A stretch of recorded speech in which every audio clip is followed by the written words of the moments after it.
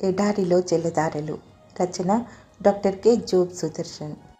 సమూయేలు తాను బ్రతికిన దినములన్నీయు ఇశ్రాయేలీలకు న్యాయాధిపతిగా ఉండెను. మరియు అతని ఇల్లు రామాలో ఉండినందున అచ్చటికి తిరిగి వచ్చి అచ్చట కూడాను న్యాయం తీర్చుచుండెను. మరియు అతడు అక్కడ యెహోవాకు ఒక బలిపీఠము కట్టెను. సమూయేలు మొదటి గ్రంథము 7:15-17. సమూయేలు అనే పేరుకు దేవుని నామం అని అర్థం, లేదా ఆయన పేరు దేవుడు ఎల్ అని అర్థం. ఇశ్రాయేలీలను న్యాయాధిపతులు రాజులు ఏలిన మధ్యకాలంలో సమూయేలు జీవించాడు. సమూయేలును చివరి న్యాయాధిపతిగా తరచుగా పేర్కొంటారు.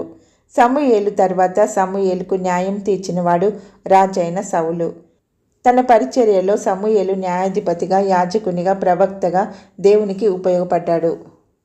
అసలు పితరుల కాలంలో కుటుంబ పెద్ద తన కుటుంబానికి, తెగకు యాజకుడిగా, పరిపాలకునిగా, ప్రవక్తగా వ్యవహారాలు నిర్వహించేవాడు. అబ్రహాము ఇందుకు చక్కని ఉదాహరణ. అబ్రహాము బలులు అర్పించాడు. ఆదికాండం 13:18.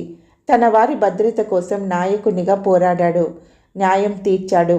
ఆదికాండం 25:23లో మనకు కనిపించే ప్రవచనం అబ్రహామే పలికి ఉండవచ్చు. మొత్తం మీద ఈ 3 బాధ్యతలను ఒక మనిషిలో కేంద్రీకృతం చేసే త్రికాభిషేకాన్ని సమూయేల్లో చూడవచ్చు. రాజుల కాలం నాటికి నాతాను, ఏలియా, యెషయా వంటి ప్రవక్తలు వేరుగా ఉన్నారు. దావీదు వంటి రాజులు వేరుగా ఉన్నారు. అబ్యాతారు వంటి యాజకులు వేరుగా ఉన్నారు. దేవుని పక్షంగా ఒక వ్యక్తి దేవుని పరిపూర్ణాభిషేకంతో 3 విధాల కార్యాలు నెరవేరుస్తూ ఉండగా తమకు వేరుగా రాజు కావాలని ప్రజలు కోరడంలో ఈ త్రికాభిషేకం చెదిరిపోయింది.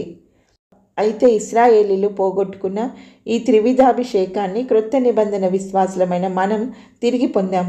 మనం రాజులైన యాజక సమూహం. పేతురు మొదటి గ్రంథము 2:9. పరిశుద్ధాత్మ మనకు ప్రవచన వరాన్ని దయచేశాడు. సంఘం కూడి ఉండగా మనం ప్రవచన పరిచర్యను జరిగించాలి. కొరింథీ మొదటి అధ్యాయము 14:5. కాబట్టి సమూయేలుతో అంతమైన త్రివిధాభిషేకం నేడు క్రైస్తవ విశ్వాసులలో తిరిగి అవతరించింది.